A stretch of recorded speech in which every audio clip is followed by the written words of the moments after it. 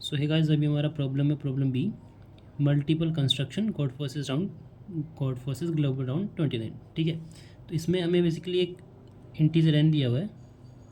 Okay, हमें 2 1 length का array print करना है जिसमें हर एक नंबर, ठीक है, हर एक नंबर फ्रॉम 1 to n तक, इसको 1 लिखता हूँ, 1 to n तक, n तक। ठीक है, कितनी बार आना चाहिए? ट्वाइस, हर एक नंबर 2 बार आना चाहिए।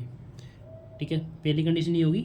अब दूसरी कंडीशन क्या है कि अब first occurrence of any number, ठीक है, कोई मान लो ith नंबर है, ठीक है, अब उसकी फर्स्ट अक्रेंस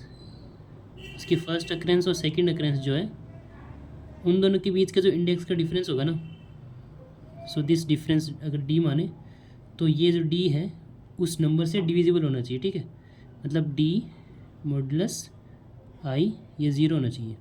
एक एग्जांपल से समझते हैं, हम 1 बेस इंडेक्सिंग लेके चलते हैं। ठीक है, तो अगर मेरे पास एक एरे है इस तरह से कुछ, हम 4 ले लेते हैं। ठीक है, यहाँ से मान लो n = 4 है,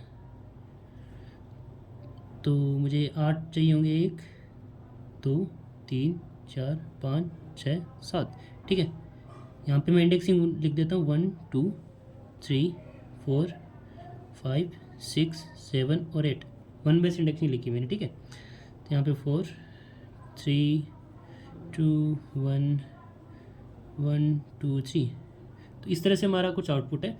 तो अब देखो, ये तो मैं आउटपुट आपको एग्जैक्टली क्या आएगा वो वही से समझा रहा हूँ। ठीक है, तो जैसे यहाँ पे ये 4 है और ये 4 है, ठीक है, इन दोनों के जो इंडेक्स है उन दोनों का डिफरेंस कितना है? 8 - 4 = 4। नाउ ये 4 जो 4 से डिविजिबल होना चाहिए। ठीक है, तो हम देख सकते हैं 4 / 4 ये तो हो गया, ऑफकोर्स 1 आ जाएगा। ठीक है, तो इसका मॉडुलस 0 है। अब जो ये हमारा 3 है, ठीक है, उसका इंडेक्स यहाँ पे 1 है, और जो ये 3 है उसका इंडेक्स कितना है? 7। तो 7 - 1 = 6, तो 6 हमारा 3 से डिविजिबल है। तो 3 की फर्स्ट अक्रेंस और 3 की सेकंड अक्रेंस दोनों के इंडेक्स का डिफरेंस निकालो और वो उससे डिविजिबल होना चाहिए। तो जैसे 2 के लिए देखें तो ये 2 हमारा फर्स्ट अक्रेंस यहाँ पे आ रही है और सेकंड अक्रेंस यहाँ पे आ रही है, तो यहाँ पे 6 - 2 4। ठीक है, अब 4 जो है हमारा वो 2 से डिविजिबल है। ठीक है, अब सेम 1 के लिए देखें तो 5 - 3 = 2, जो 2 है हमारा वो भी 1 से डिविजिबल है। तो ये हमारा एक एक्सपेक्टेड आउटपुट हो सकता है फॉर n = 4।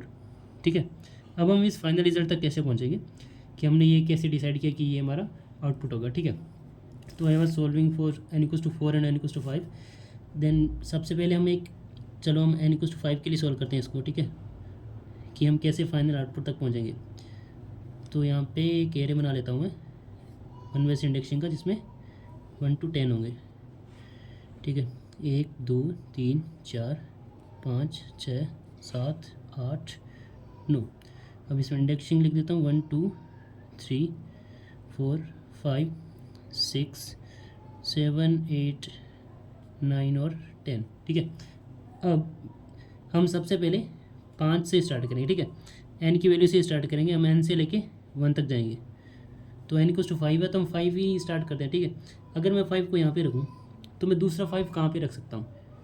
ठीक है, अगर मैं दूसरे 5 को यहाँ पे रखूँ तो इन दोनों का तो डिफरेंस कितना आएगा? 10 - 1 9 आएगा, 10 - 1 जो कि 9 है, तो वो तो 5 से डिविजिबल नहीं है, तो ये हमारा पॉसिबल सिनेरियो नहीं है। ठीक है, अब अगर मैं 5 नेक्स्ट जो हमारा 5 है उसको यहाँ पे रखूँ तो 10 - 2 = 8, तो 8 भी 5 से डिविजिबल नहीं है, यहाँ भी नहीं रख सकता, यहाँ भी नहीं रख सकता, लेकिन मैं जो दूसरा 5 है उसको मैं यहाँ पे रख सकता हूँ। ठीक है, रख दिया यहाँ पे, तो अब 10 - 5 = 5 जो कि हमारे इस 5 से डिविजिबल होगा। ठीक है, अब यहाँ कहीं और नहीं रख सकता था, इसलिए इसके लिए एक ही वैलिड थी। अगर मैं यहाँ से स्टार्ट करूँ इसके लिए एक ही वैलिड बॉक्स मिलेगा।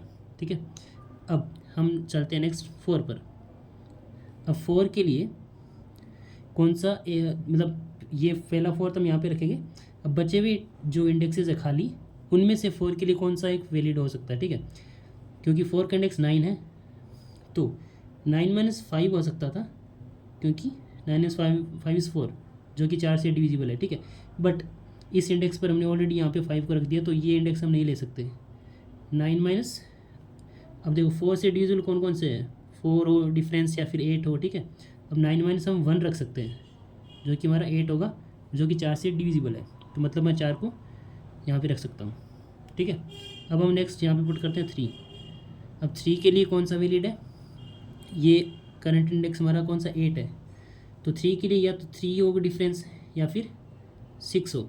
अब डिफरेंस 3 होने के लिए 8 माइनस 5 करना पड़ेगा, ठीक है, और डिफरेंस 6 होने के लिए 8 माइनस 2 करना पड़ेगा। लेकिन फिफ्थ इंडेक्स पर ऑलरेडी हमारा नंबर रखा हुआ है, लेकिन हमारा सेकंड इंडेक्स जो है वो खाली पड़ा है, तो मतलब यहाँ पे मैं 3 रख सकता हूँ, ठीक है। अब नेक्स्ट मैं 2 यहाँ पे रखता हूँ, ठीक है। अब 2 का इंडेक्स कौन सा है, 7। अब 2 से डिविजिबल कौन कौन से हैं, 2, 4, 6, 8, इस तरह से, ठीक है। अब क्योंकि 7 है तो मैं 8 तो नहीं मिल सकता हमें, ठीक है। अब डिफरेंस 2 लाने के लिए हमें 7 माइनस 5 करना पड़ेगा, ठीक है। लेकिन फिफ्थ इंडेक्स पर हमारा ऑलरेडी नंबर है, तो ये नहीं चलेगा। अब 4 लाने के लिए 7 माइनस 3 करना पड़ेगा, ठीक है। लेकिन थर्ड इंडेक्स हमारा खाली पड़ा है, इसलिए हम यहाँ पे 2 को रख सकते हैं, ठीक है। अब 6 लाने के लिए मुझे 7 माइनस 1 करना पड़ेगा, लेकिन 1 पे ऑलरेडी हमने 4 रख दिया, तो ये भी नहीं हो सकता, तो बचा सिर्फ ये। तो मतलब थर्ड इंडेक्स पर हम 2 को रख सकते हैं, जो सेकंड अक्रेंस है उसकी। अब फिर 1 के लिए यहाँ पे 1 रखा और एक खाली बचा है, बस 1 को तो कहीं भी रख दो, वो तो डिविजिबल हो ही जाएगा डिफरेंस, ठीक है। तो ये हमारा फाइनल एरे बन गया, ठीक है। सेम हम 4 के लिए कर सकते हैं ऐसे ही। 4 के लिए भी हमने ऐसे ही किया था कि 4 को सबसे लास्ट में रखा था यहाँ पे, ठीक है। 1, 2, 3, 4, 5, 6, 7, तो इंडेक्स हमने 1, 2, 3, 4, 5, 6, 7 और 8, ठीक है। 4 को यहाँ पे रखा था, 1 को, और दूसरे को हमने यहाँ पे रख दिया था। फिर यहाँ पे हमारा 3 आया था, फिर ये 3 यहाँ पे आया था, फिर यहाँ पे 2, यहाँ पे 2, यहाँ पे 1 और यहाँ पे 1, ठीक है। अब हम इसमें एक पैटर्न नोटिस कर सकते हैं कि ये हमारे इंडेक्स कहाँ से कहाँ तक है, 1 to n तक, ठीक है। और ये है n+1 से लेके 2n तक, n+1 to 2n। तो यहाँ तो सारे सीक्वेंस में आ रहे हैं 1, 2, 3, 4, ठीक है। बट यहाँ पे इसको छोड़कर, n को छोड़कर बाकी सारे 3, 2, 1 ऐसे डिक्रीजिंग ऑर्डर में आ रहे हैं। यहाँ भी अगर हम देखें तो 1 से लेके 5 तक, ठीक है, ये है 1 to 5, और फिर ये हो गए 6 to 10, 6 to 10। यहाँ तो सारे 1, 2, 3, 4, 5 इसी ऑर्डर में आएंगे, ठीक है।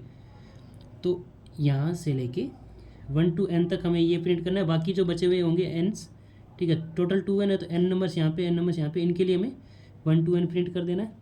इनके लिए हमें n-1 से स्टार्ट करना है, ठीक है। n-1 से 1 तक जाएंगे, फिर n प्रिंट करेंगे, ठीक है, क्योंकि यहाँ पे n की वैल्यू 5 है, तो हम 4, 3, 2, 1 ऐसे जाएंगे, और फिर हम 5 प्रिंट करेंगे, फिर यहाँ पे 1, 2, 3, 4, 5 इस तरह से आ जाएगा, ठीक है। तो ये एक ट्रिकी क्वेश्चन था। यहाँ पे इसका कोड बिल्कुल सिंपल है।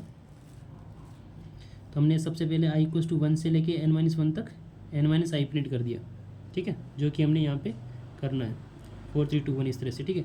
तो ये वाला क्या प्रिंट कर देगा, 4, 3, 2, 1 इस तरह से प्रिंट कर देगा, ठीक है। उसके बाद हमने n प्रिंट कर दिया, जो कि हमारा है 5।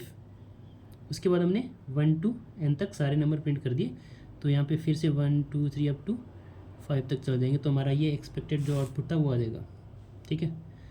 तो आई थिंक इट्स क्लियर। बाकी अगर कुछ समझ में नहीं आया तो you can ask me in the comment section, I will be there. Thank you so much for watching the video. Bye bye, मिलते हैं अगले वीडियो में।